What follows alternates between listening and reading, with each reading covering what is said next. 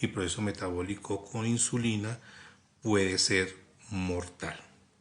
La incidencia de diabetes mellitus tipo 1 es de 2 por 1000. La incidencia exacta de esta cetoacidosis diabética no es muy bien conocida, pero se estima que puede ser entre 4 y 8 por cada 1000 pacientes diabéticos. La cetosis diabética que ocurre en el momento del diagnóstico de la diabetes mellitus es más común en los niños y con la terapia médica adecuada la mortalidad incluso todavía sigue siendo del 2 al 2.5%, del 2 al 5%.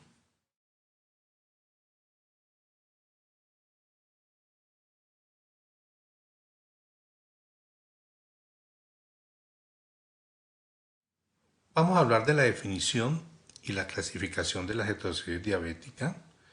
del diagnóstico diferencial que es importantísimo para nuestros pacientes. Discutiremos la fisiopatología basados en el entendimiento de la bioquímica de la cetoacidosis diabética y la importancia que tiene que ver para el manejo racional y adecuado. Comprender los cambios fisiológicos renales e hidroelectrolíticos que se suceden en la cetoacidosis diabética y por supuesto la importancia en la aproximación terapéutica. Entender los cambios del sodio sérico y los problemas que pueden generar, un flujograma de reanimación inicial y describir los aspectos clínicos y la reanimación para evitar el problema más grave en la cetosis diabética, que es el edema cerebral. Está dado por una hipoglicemia definida como un valor mayor de 200 miligramos y por supuesto un cuadro de acidosis metabólica definida por un pH venoso menor de 7,3, bicarbonato menor de 15 y por cetonemia o cetonuria, que son las causantes del cuadro de la cetoacidosis. Como todas las entidades clínicas, requiere de un diagnóstico diferencial. El cuadro característico de la cetoacidosis está dado por hipoglicemia, por la acidosis y por la cetosis, que son parte de la definición. Pero la sola hiperglicemia no implica que haya un cuadro de cetoacidosis, porque para que exista esta deben haberse activado todas las hormonas de estrés. Entonces yo puedo tener hiperglicemia simplemente por el estrés, por una diabetes mellitus no controlada. La acidosis, cualquier otro problema metabólico, ya sea por intoxicaciones, ya sea por problemas de perfusión, ya sea por problemas de pérdida de bicarbonato diferentes u otros estados de cetona. Una de las primeras causas de acidosis metabólica en las unidades de cuidado intensivo es el cuadro de cetosis generalmente por ayuno, debe ser la hipoglicemia cetósica o intoxicaciones por alcohol o por vómito. El diagnóstico diferencial es importante porque muchos de estos pacientes se presentan como un abdomen agudo y si uno no tiene alta índice de sospecha de que la deshidratación no es necesariamente por una patología abdominal y no se ha tomado una glucometría y no se han tomado los gases, posiblemente persista el problema y esto incide en mayor movilidad y mortalidad sin hacer el diagnóstico de manera temprana. Los pacientes llegan con cuadros de dificultad respiratoria y muchos son tratados como cuadros de asma o de neumonía cuando en realidad lo que tiene es un patrón de respiración acidótica. Los pacientes pueden cursar con fiebre y por alteración de conciencia se considera que puede ser un cuadro de meningitis cuando en realidad lo que tiene es un problema metabólico. Siempre cuando hay un problema de acidosis metabólica y sobre todo de anion CAP elevado como se presenta en la mayoría de estos, pues siempre hay que tener dentro del diagnóstico diferencial en mente las posibles cuadros de intoxicaciones y por supuesto cualquier otro tipo de acidosis orgánicas como las propiónicas, metilmalónicas e isovaléricas. La clasificación, el leve, moderada o severa, se hace en función del pH, del bicarbonato y de la base exceso presente, y pues tendrá que ver con la morbilidad, con la posible presencia de complicaciones, y también pudiese estar relacionado con el mismo cuadro de deshidratación presente del paciente. Leve con pH de 7,2 a 7,3, moderada de 7,1 a 7,19 y una cetoacidosis severa con un pH menor de 7,1, representado por supuesto con niveles de bicarbonato cada vez más bajo y por supuesto representación en la base exceso todavía de mayor compromiso.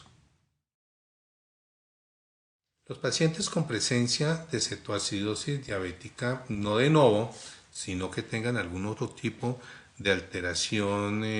o que tengan diagnóstico previo de cetoacidosis, pues su factor predisponente va a ser interrupción de la administración de insulina, el pobre control metabólico y episodios previos de cetoacidosis diabética, pacientes con vómito, poca tolerancia a la vía oral por cuadros de gastroenteritis, alteraciones de la alimentación, trastornos de alimentación, niños en etapa puberal y adolescentes, sobre todo porque esta es una enfermedad crónica y para ellos es difícil aceptar el tipo de tratamiento de administración de insulina y la dieta que tienen que seguir, no tener un buen entorno familiar de soporte. Desafortunadamente, las dificultades en el acceso adecuado a los servicios médicos y al suministro de los elementos necesarios como la insulina, el glucómetro, las tiras para poder hacer seguimiento, y en los casos en que tengan bombas de insulina, pues por supuesto la mala programación. Este estado hiperglicémico y hiperosmolar no es un cuadro clínico muy común en la edad pediátrica, aunque ya pudiesen presentarse en los pacientes adolescentes que ya se hace diagnóstico de diabetes mellitus tipo 2, y los criterios diagnósticos son hiperglicemia severa mayor de 600, un pH arterial mayor de 7,3, no es tan severo como los cuadros de heterocidosis diabética, bicarbonato sérico mayor de 15, generalmente no hay cuerpos cetónicos, pero una de las características principales es que es un estado hiperosmolar, hipertónico, que tiene que ver por supuesto con el tipo de manejo, y sobre todo por las alteraciones a nivel neurológico que se presentan en más del 50%, todavía mucho más frecuentes que en los pacientes con cuadros de cetoacidosis diabética. Los pacientes, si no son cetoacidosis ni moderadas ni graves, perfectamente pueden ser manejados de manera adecuada en servicios de urgencia mientras son remitidos a un centro especializado, pero aquellos pacientes menores de 2 años que tienen alteración del estado de conciencia, que llegan con cuadros de choque evidente,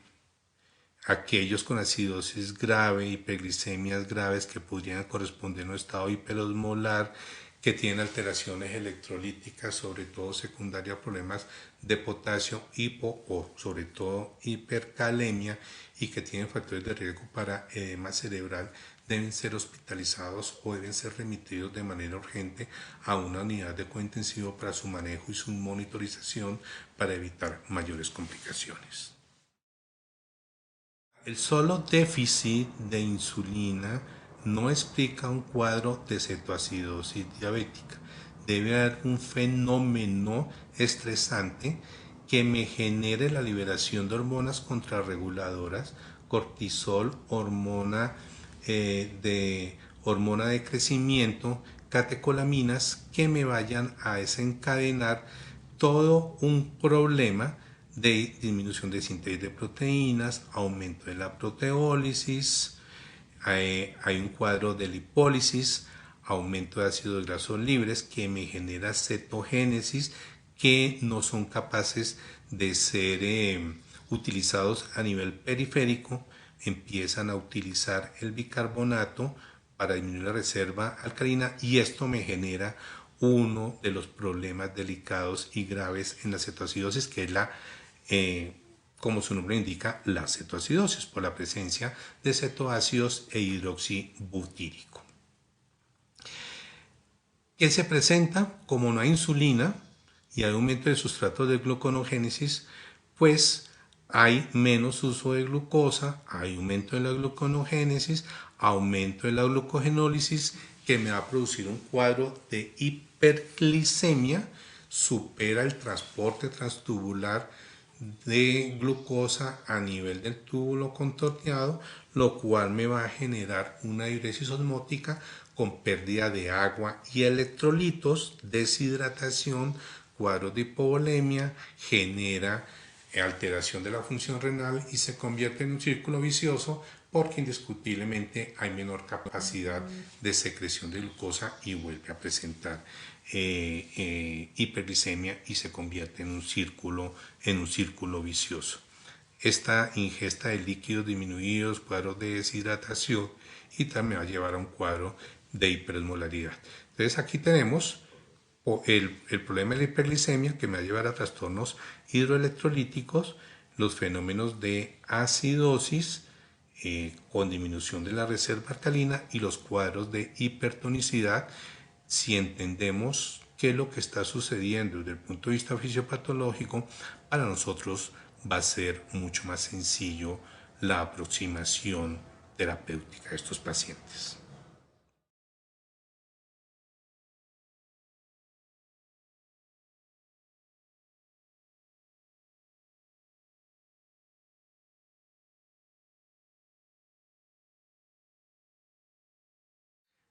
El riñón contribuye a la homeostasis de la glucosa a través de procesos de gluconeogénesis, de la filtración de glucosa, de la reabsorción de glucosa y del consumo de glucosa. El mantenimiento de esa homeostasis es vital para preservar una fuente constante de glucosa a nivel corporal, sobre todo a nivel cerebral. A pesar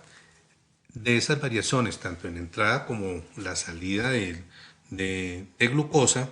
los niveles a nivel sérico siempre se mantienen constantes dentro de unos niveles estrechos que me permitan mantener mi sistema hormonal y mi sistema neural de manera adecuada para permitir los procesos metabólicos. El riñón desarrolla un papel en la homeostasis de la glucosa. No solamente tiene que ver con la utilización de glucosa, sino que también reconoce si sobra o no este nivel de glucosa para poder eliminarlo en este tipo de casos. Aunque la dieta es la principal fuente de glucosa durante los episodios de ayuno, se puede generar a través de los procesos de glicogenólisis y a través de los procesos de gluconogénesis. ¿Qué es lo que pasa a nivel proximal? Hay una reabsorción de glucosa, que es un proceso activo y que tiene que ver con el sodio y que después van a través del intercambio con sodio y potasio, a través de la bomba sodio-potasio ATPasa, para poder volver a ser reabsorbido. La glucosa y el sodio a través de la eliminación del potasio. Aquí lo que vemos a través de sistemas de transporte activo a través de las hormonas como la GLUT1 y la GLUT2. Es importante entender que la tasa de filtración glomerular tiene que ver mucho con el mantenimiento de los niveles de glucosa a nivel corporal. Aquí lo vemos. Cuando tenemos niveles de glucosa de 250, de 500 o de 1000, vemos que la cantidad de glucosa está relacionada con la tasa de filtración glomerular. Así vemos que en la medida en que la glucosa aumente, pero la tasa de filtración glomerular disminuye de manera marcada, no podemos tener una adecuada excreción de esta glicemia o estos niveles de glucosa. Tendremos un cuadro de hiperglicemia y esa es una de las situaciones que hacen, como veíamos en los cuadros de la fisiopatología, nos pueden perpetuar el cuadro. Y esto también es un elemento importante dentro del manejo. Por eso es que no se coloca insulina antes de 1 hora o 2 horas de haber iniciado la terapia con líquidos, porque en la medida en que mejore mi volumen intravascular, que hace que mejore la tasa de filtración glomerular, y como vemos en esta diapositiva, hará que la excreción de glucosa aumente, disminuyendo los niveles de manera adecuada. Esa es la razón por que lo primero que hacemos en los pacientes es repletar el volumen intravascular antes de empezar los cuadros de insulina para evitar los cuadros de hipoglicemia marcados. La cetoacidosis diabética, como lo veíamos en la diapositiva de la fisiopatología, se caracteriza por la acumulación de cetoácidos. Esta cetoacidosis se produce cuando la tasa de generación de estos elementos excede la utilización a nivel periférico. La acumulación de estos protones en el líquido extracelular causa la descomposición de bicarbonato en CO2 y agua al tiempo que los cetoácidos siguen aumentando. Los riñones, cuando la función renal es normal, compensan con un aumento en la excreción de la carga neta de ácidos, lo que se refleja en los niveles aumentados de amonio, digamos en la fase inicial, o sea, en esta fase temprana, cuando todavía el volumen del líquido extracelular no está muy comprometido y es cercano a lo normal. Los cetoácidos producidos son excretados de manera rápida por los riñones en forma de sales de sodio y en forma de sales de potasio.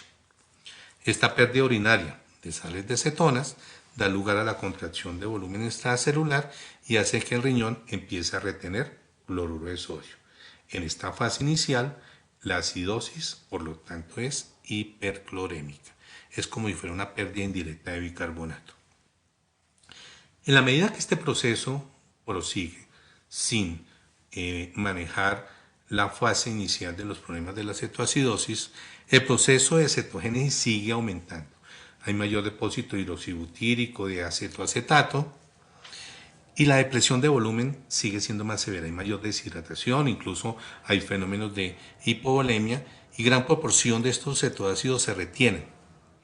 Aquí tenemos el cuadro entonces de la acidosis metabólica de anion gap elevado. En la medida que empiezo a hacer el manejo y ya tengo una fase de recuperación, de nuevo esta acidosis metabólica se convierte en acidosis metabólica hiperclorémica. Como el tratamiento disminuye los cetoácidos y se mejora el volumen de líquido extracelular, hay un aumento de nuevo en la secreción renal de cetoácidos. Y esta pérdida indirecta de bicarbonato, combinada de nuevo con la retención de cloruro de sodio, dado el manejo que le estoy dando, explica la reaparición del cuadro de la acidosis metabólica de anion gap normal en estas fases después del manejo. El efecto de diuresis osmótica dado por la glucosa y la mayor excreción de sales de sodio y cetoácidos causan un aumento en la concentración de sodio a nivel del nefrón distal. Al mismo tiempo, entonces, por supuesto, la actividad de mineralocorticoides está aumentada como respuesta a la depresión de volumen, razón por la cual trata de que haya una retención de sodio y a un aumento de excreción de potasio a nivel renal. Y si estos pacientes están recibiendo algún tipo de diurético, pues entonces se provee un medio todavía mucho más favorable, se crea un gradiente de difusión de potasio a nivel de la luz tubular y eso aumenta todavía mucho más la excreción de potasio a nivel renal. No solamente es el problema de la pérdida de agua, sino que por la diuresis osmótica tenemos un problema de alteraciones electrolíticas a nivel de sodio, de potasio y de cloro. A nivel de sodio podemos tener cuadros de hiponatremia, dado por la pérdida de sodio o también por el problema del tratamiento, ya sea con mezclas demasiado hipotónicas, y los cuadros de hipernatremia dados por la pérdida de líquidos hipotónicos inducida por la diuresis osmótica. Eso durante la fase inicial del tratamiento, la osmolaridad plasmática no debe disminuirse de manera abrupta en las primeras horas de tratamiento, porque el, la, la no mejoría de esta alteración de la osmolaridad es lo que predispone al cuadro del edema cerebral. Para poder tratar de disminuir este riesgo, deben utilizarse mezclas isotónicas con potasio, que también le va a dar osmolaridad plasmática. Si después de eso el sodio no está corrigiendo, posiblemente debo utilizar mezclas hipotónicas porque sigo teniendo todavía un problema de hiperosmolaridad. El potasio, que puede producir hipocalemia o puede ser por hipercalemia,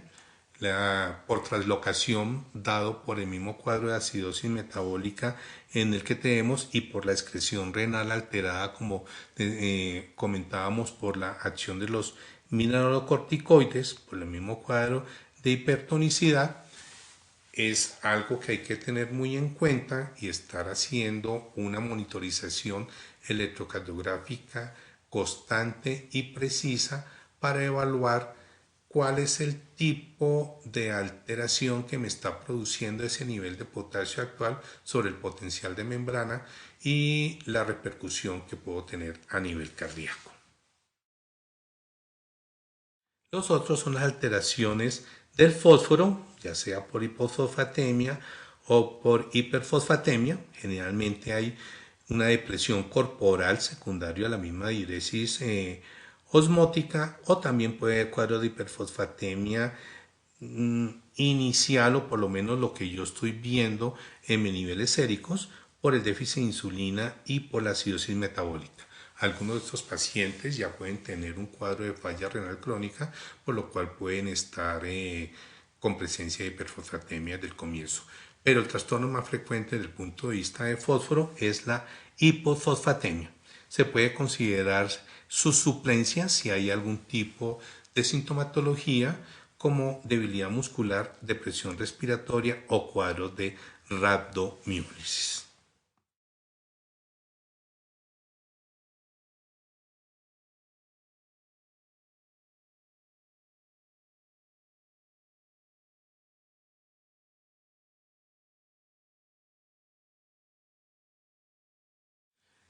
Posiblemente las alteraciones del sodio, y eso tan traído en los cálculos en los pacientes con cuadros de hiperglicemia, aquella de que el sodio corregido de este paciente va a ser tanto de acuerdo al nivel de glicemia, entonces pueden tener algún tipo de repercusión. Acuerde que un sodio normal en presencia de hiperglicemia severa, de pronto las apariencias están engañando en ese paciente y de pronto lo que nos están mostrando es que hay una gran cantidad de agua en un paciente que de hecho se nos presenta de manera inicial con un cuadro hipertónico, y nos están diciendo, ojo, el riesgo de edema cerebral es latente y está mucho más elevado. La primera causa es la pérdida de iones de sodio secundario a la diuresis osmótica. La otra es la ganancia de agua en la medida que yo esté manejando mi paciente con mezclas hipotónicas o no estoy teniendo en cuenta, a pesar del manejo de líquidos, que es la calidad de orina, o sea, no estoy teniendo en cuenta la bioquímica urinaria y de pronto estoy reteniendo mucha agua. La traslocación de agua de las células del músculo esquelético y el cuadro de la pseudohiponatremia, como lo veremos posteriormente, o hiponatremia ficticia por el problema de hiperosmolaridad y la traslocación de agua como si fuera una especie de hiponatremia dilucional. Aquí se muestran dos ecuaciones, pero en realidad son muchas las ecuaciones para tratar de ver cuál es el sodio corregido según el nivel de glicemia. Aquí lo que hay que tener en cuenta, tener muy claro es que la hiperglicemia hace que los niveles de sodio sérico estén disminuidos de manera falsa por la mayor cantidad de agua secundaria al cuadro de hiperosmolaridad, y más o menos los valores promedios es que por cada 100 miligramos por decilitro de glucosa que aumente por encima de 200 y lo normal, el sodio sérico pudiese disminuir más o menos 1.6 miliequivalentes. Ese es el nivel que toca tener en cuenta, pero igual se puede utilizar cualquiera de las fórmulas. En esta diapositiva, básicamente lo que se pretende a través de los cálculos es ver que efectivamente puede haber un cuadro de hiponatremia sintomática que puede generar trastornos de concentración que en últimas pueden llevar a cuadros de edema cerebral. Aquí simplemente se presenta un paciente de 30 kilos con un sodio inicial de 140 miliequivalentes por litro, una glucosa de 90 miligramos por decilitro, una osmolaridad efectiva, por supuesto, normal de 285 milimoles por kilo de agua, al cual se le administra un litro de glucosa isosmolar de 285 milimoles. Estamos asumiendo que no hay insulina, por lo tanto, esta glucosa se va a comportar como un osmol efectivo, va a quedar a nivel del espacio extracelular y va a generar una serie de alteraciones a nivel de la osmolaridad. Como aquí vamos viendo, cuál es el volumen total para un paciente de 30 kilos, cuál es la cantidad de sodio del líquido extracelular, teniendo en cuenta que el líquido extracelular es de 6 litros, cuál es la osmolaridad que estoy colocando en esos 6 litros con esa glucosa del líquido extracelular. Luego el volumen con la glucosa en última va a ser de 7 litros, el nuevo valor de glicemia va a aumentar de 5 milimoles a 45 milimoles por litro, una cantidad considerable, o sea, aumentó de 5 aumentó a 40, de 5 a 45, y por supuesto el nuevo valor de sodio va a ser de 120 miliequivalentes, luego una disminución de 20 miliequivalentes por litro. Aquí estamos viendo que entonces definitivamente el aumento de la glucosa sí está relacionado con una disminución del sodio plasmático y que puede generar trastornos de concentración. Se han hecho muchos cálculos para tratar de evaluar cuál es la cantidad de líquidos y electrolitos presentes en un paciente con un cuadro de una cetoacidosis. Aquí vemos el cuadro para tratar de determinar cuál es el tipo de manejo. Como en todos los pacientes que presentan alteraciones hidroelectrolíticas en el cual yo voy a hacer el manejo, lo primero que yo tengo que pensar es el volumen, y para poder evaluar el volumen tengo que pensar en cuáles son los líquidos de mantenimiento, líquidos basales. Aquí lo estamos según la fórmula de Holly y Ziegler, y cuáles en este caso las pérdidas previas, o sea, lo que me está explicando el cuadro de deshidratación, y las pérdidas promedio en un paciente con cetoacidosis es de 70, pero igual puede ir entre 50 y 100 según sea el grado de severidad. Por supuesto, eso va acompañado de las pérdidas de sodio, de potasio, decíamos ahí hiponatremia, por disminución del volumen arterial efectivo, hay una verdadera hipocalemia y la pérdida también de fósforo. Y tenemos los valores que vamos a tener en cuenta cuando vamos a hacer el manejo de los pacientes con cetoacidosis diabética. Cálculos para tratar de evaluar cuál es la cantidad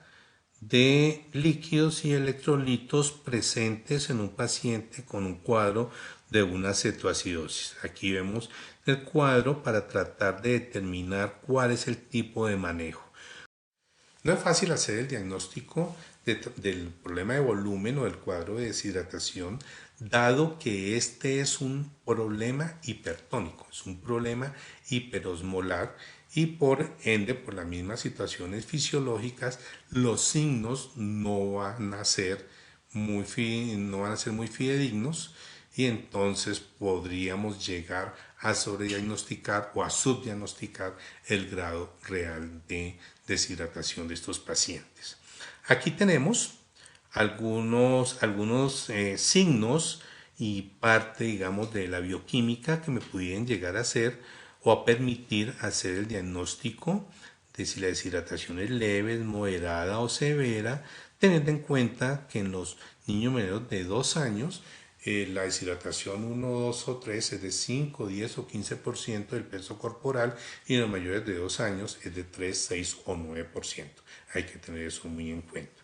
Y entre las medidas clínicas, pues como todo lo que tiene que ver con la evaluación del volumen en la parte clínica, los pulsos periféricos, mayor o menor compromiso, el llenado capilar, la temperatura cutánea, acuerde que es la diferencia entre la central y la periférica, la frecuencia cardíaca, la tensión arterial, la mucosa y el tono ocular, siendo menos comprometidos en la deshidratación leve y siendo más comprometidos en la deshidratación severa. Otros elementos de la bioquímica que me pueden llegar a permitir hacer el diagnóstico, tenemos el nitrógeno ureico, el sodio corregido y el nivel de glucosa que hacen que el compromiso sea mucho mayor. De un estudio con pocos pacientes, 37 pacientes, que se fue publicado en el 2004 y básicamente lo que está mostrando es que hay una diferencia entre el diagnóstico clínico de deshidratación y el diagnóstico real de deshidratación. Siempre se hizo un subdiagnóstico, generalmente se hizo un subdiagnóstico del verdadero nivel de deshidratación del paciente. Posiblemente tenga que ver por el mismo cuadro de hipertonicidad o de estado de hiperosmolaridad de estos pacientes. Una vez entendido la fisiopatología, entendiendo las pérdidas de líquidos, de electrolitos, las alteraciones electrolíticas, los problemas ácido-base, la dificultad que puede haber para el diagnóstico del verdadero grado de deshidratación y de si hay un problema de volumen intravascular en estos pacientes por ser estado hipertónico, hiperosmolar, entonces vamos a entrar en el terreno ya. Entendido estas bases fisiológicas, ya tenemos las herramientas necesarias para poder plantear cuál es la terapia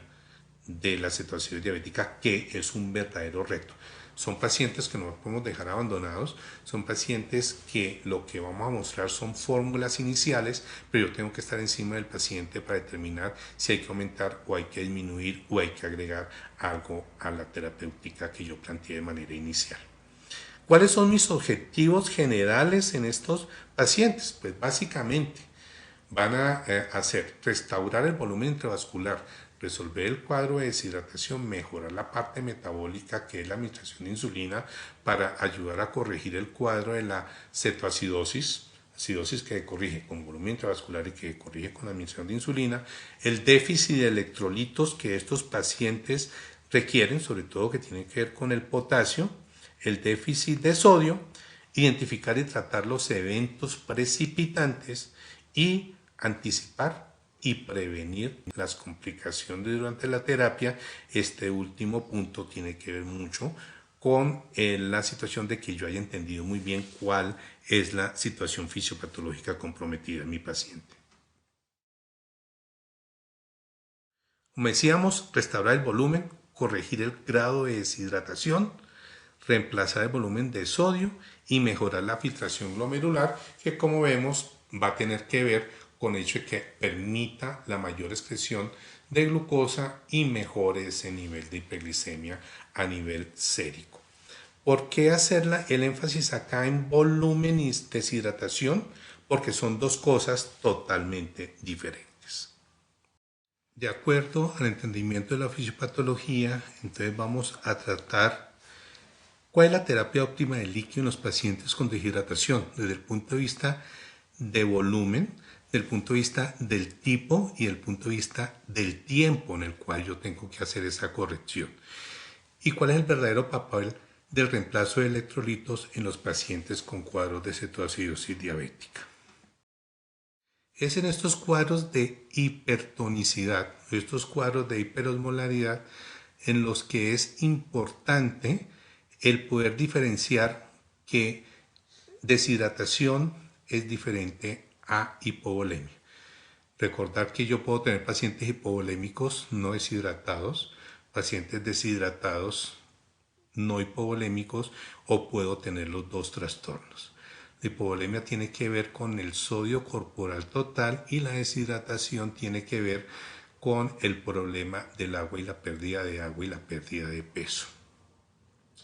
Como vemos en la diapositiva, en la parte A, la B lo que tiene que ver con el volumen arterial efectivo, en lo cual el amarillo es la parte plasmática, el rojo es el volumen de glóbulos rojos, el líquido intracelular y el líquido extracelular, que es la parte intersticial, y la otra tiene que ver con el tejido conectivo y demás. Entonces, hay que tener muy en cuenta cuáles son las diferentes fases de represión. Este paciente con cetoacidosis diabética generalmente tiene trastorno de volumen, también tiene un problema de deshidratación. Entonces, en ese mismo orden de ideas, tengo que ir repletando cada uno de mis componentes corporales. Lo primero, como todo, es restaurar el volumen plasmático, que es el 20-25% del déficit del líquido extracelular. O sea, lo primero que yo tengo que restaurar en todo paciente, independiente de la patología que tenga, es el problema del volumen. Después empezamos a hacer la corrección del déficit del líquido extracelular restante. Eso es lo que generalmente hago en las 8 o 12 horas en las cuales estoy colocando la mitad del volumen que todavía el paciente requiera, según sea el cálculo, asumiendo que aquí ya empiezo a tener movimientos del intersticio al volumen plasmático. Y la 3, que es la corrección mucho más lenta del déficit de agua libre, hasta que la tonicidad a nivel extracelular y a nivel intracelular se normalice, que puede ser más o menos entre 36 y 48 horas, que es el tiempo de corrección para tratar de evitar problemas neurológicos en los pacientes de cuadros de hipertonicidad e hiperosmolaridad. Vamos a considerar 3 fases en función la, de la diferencia entre corrección de deshidratación e hipovolemia. La primera fase de expansión de volumen, si el paciente por supuesto tiene alteraciones de volumen. Si hay signos de choque, entonces se colocarán cristaloides a razón de 10 cc por kilo en 1 hora, y posteriormente, como siempre que estamos manejando problemas de volumen, vamos a evaluar cuáles son los líquidos basales, por el solo hecho de que el paciente está vivo, pues sus líquidos basales, cuál es el déficit previo, el déficit calculado, que comentamos puede ir entre 5 y el 10%, normalmente es del 7%. De esta cantidad total de líquidos que le estoy calculando al paciente, el 50% se lo administrará en 12 horas y el resto, el otro 50%, en las siguientes 24 horas, hasta completar más o menos entre 36 y 48 horas. Debe anotarse que si en los líquidos de reanimación inicial para tratar de manejar el cuadro de hipovolemia se ha colocado más de 20 mililitros por kilo, estos deben ser restados del volumen total de lo que voy a colocar en el resto de 36 horas. Después tendré la etapa de administración de líquidos de acuerdo a las necesidades basales por hora, y el déficit, las necesidades basales por hora son las normales, y el déficit es el que voy a colocar la mitad en 8 horas y la mitad en el resto del tiempo hasta completar las 36 horas. Este es el flujograma propuesto y hace o enfrenta los 3 problemas principales iniciales del manejo del cuadro de la cetoacidosis. Uno, que es la reanimación hídrica, si el paciente está choqueado o no está choqueado, como comentábamos, o líquidos de manera rápida para manejo de volumen intravascular, o los líquidos de reposición 12 y el resto de 24 horas, dependiendo del grado de deshidratación, de acuerdo a los signos y de acuerdo a la gravedad de la cetoacidosis leve, moderada o severa, como lo comentábamos al comienzo. Hay que tener muy en cuenta que cuando estoy en esta fase de reposición o de reanimación hídrica debo tener muy en cuenta el sodio sérico y el cálculo del sodio corregido. Si yo tengo un paciente con un sodio mayor de 145, posiblemente este paciente esté necesitando mezcla de líquidos hipotónicos porque le está haciendo falta agua, o si yo tengo un sodio menor de 135, posiblemente le está sobrando mucha agua corporal a este paciente, agua endógena, posiblemente va a necesitar mezclas hipertónicas para tratar de disminuir el riesgo de edema cerebral. Por eso el manejo de esto tiene que ser continuo a través de la monitorización, sobre todo ese sodio sérico, de la disminución de la glucosa y por supuesto de qué es lo que el paciente está eliminando en la orina para determinar si coloco menos o más agua en los líquidos que estoy administrando hora a hora. El otro es el potasio, de acuerdo a la función renal y de acuerdo a lo que yo estoy monitorizando en la parte electrocardiográfica, porque a mí lo que me interesa es en ese momento metabólico y qué es lo que me está representando a nivel de mi potencial de membrana a nivel cardíaco. Y por supuesto, después de la fase inicial de la reanimación hídrica, en que mejoró mi tasa de filtración glomerular, tendré que empezar la insulina cristalina sin bolos.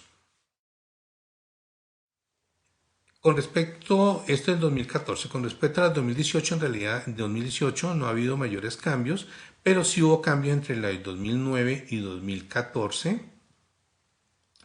en las que se consideran, de acuerdo al grado de severidad, si es leve o moderada, más o menos del 5 al 10%,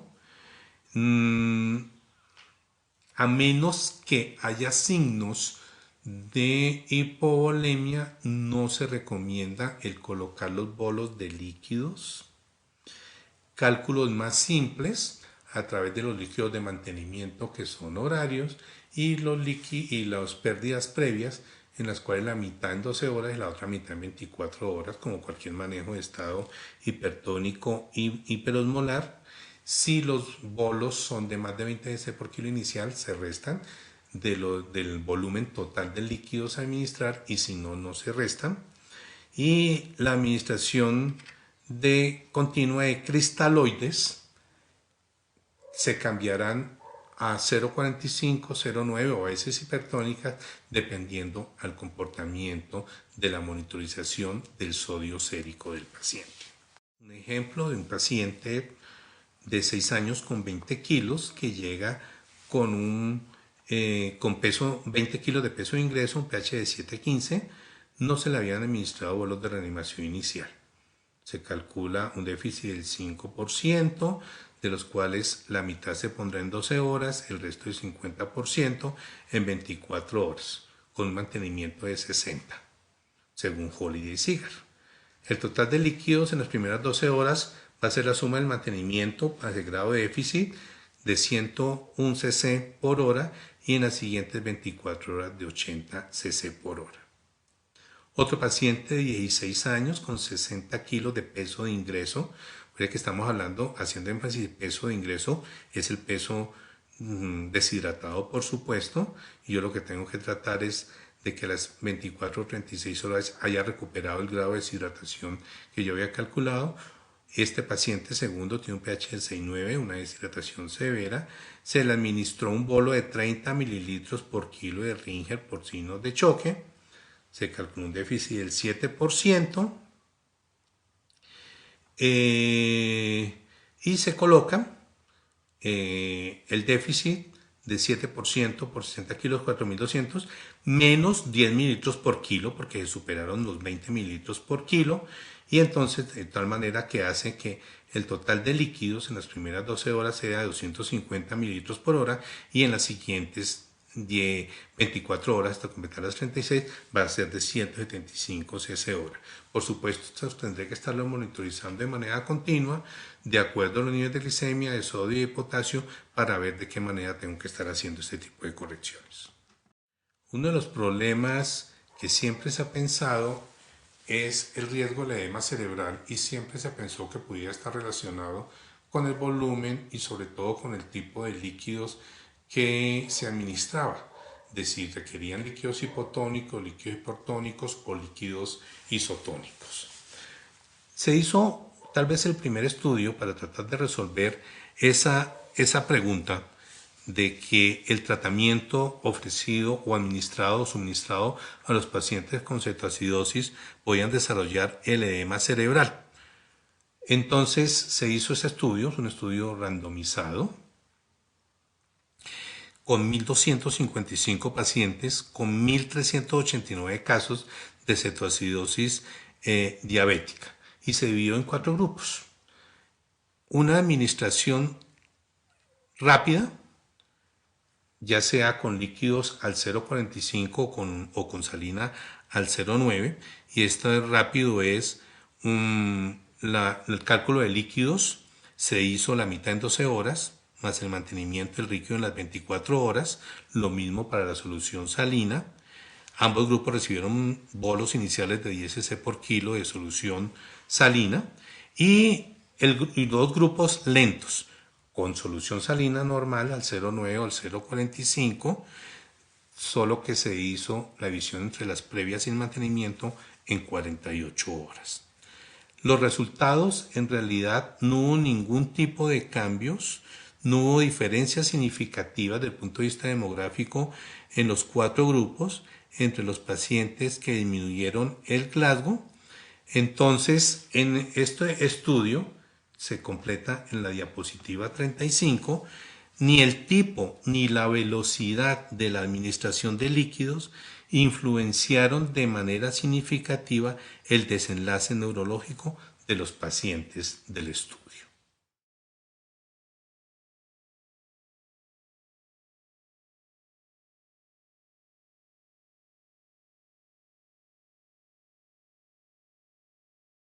Uno de los problemas preocupantes en el tratamiento de la cetoacidosis es el desarrollo del edema cerebral. Aunque es afortunadamente menos del 1%, en realidad los mecanismos todavía no son muy bien entendidos. Hay que tener en cuenta algunos factores de riesgo. Dentro de ellos tenemos un pH muy ácido al comienzo del cuadro, por supuesto con CO2 bajo, el hecho de que le hayan administrado bicarbonato en el manejo inicial del paciente, pacientes que han llegado con alteración severa del estado de conciencia, deshidrataciones severas, los pacientes que tienen el primer cuadro de cetoacidosis tienen mayor riesgo que los que lo presentan ya con la diabetes estudiada o instaurada como tal, y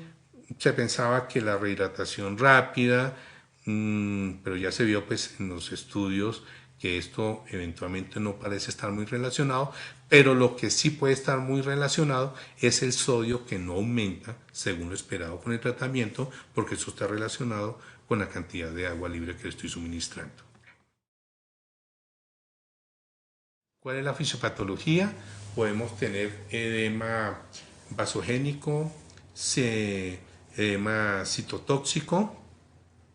y hay un aumento en el número de moles efectivos en tejido cerebral. Tan pronto haya un cuadro de cetoacidosis diabética, a las 6 horas yo ya tengo generación de moles idiógenos en cetoacidosis, y eso hay que tenerlo en cuenta. Y la otra, por supuesto, relacionado con esto, es la caída rápida de la osmolaridad plasmática efectiva, con la ganancia de agua libre, y esto tiene que ver con la monitorización de lo que yo estoy haciendo con el manejo. Mitos con respecto al edema cerebral en pacientes pediátricos con cetoacidosis diabética. Es rara en pacientes pediátricos y siempre es aparente desde el punto de vista clínico, no siempre es así, se puede presentar. El mecanismo de edema cerebral dice que es predominantemente por los cambios osmóticos rápidos, pero se ha visto que también puede haber un problema vasogénico o también puede haber un problema de un edema citotóxico, no necesariamente los cambios de osmolaridad. Y que el edema cerebral está ligado a grandes volúmenes, a bolos continuos o a administración rápida, y como ya lo vimos en el estudio del New England Journal of Medicine, esto de pronto no es tan cierto. Sí se sabe que no se deben administrar bolos iniciales de insulina cristalina, se debe iniciar con 0,1 unidad por kilo desde el comienzo en infusión continua. Hay una cosa muy importante, es prevenir la disminución rápida de osmolaridad plasmática efectiva. Y esto yo lo puedo evaluar en la medida en que la glucosa empiece a disminuir y el sodio tiene que empezar a aumentar de manera proporcional a esa disminución de la glucosa para tratar de evitar esos cambios severos de la osmolaridad plasmática efectiva. Tratar de usar dextrosa al 10% con clorures en reemplazo del dextrosa al 5% para minimizar la cantidad de agua libre, evitar la administración excesiva de salina y, como último, las recomendaciones para el manejo de la cetosis diabética es: primero, prevención de la aparición de los pacientes con diabetes mellitus a través de un adecuado control. Debe tenerse una alta sospecha de cetosis diabética en pacientes deshidratados sin causa aparente. Siempre tener en cuenta el diagnóstico diferencial de que puede estar la cetoacidosis por ahí en los pacientes que consultan. Evaluación correcta de los cuadros de hipovolemia y deshidratación y recordar que las dos cosas son diferentes. Especial atención a niveles de sodio, medidas para evitar las complicaciones y protocolos muy bien establecidos de seguimiento adecuado y de manejo estricto en los pacientes.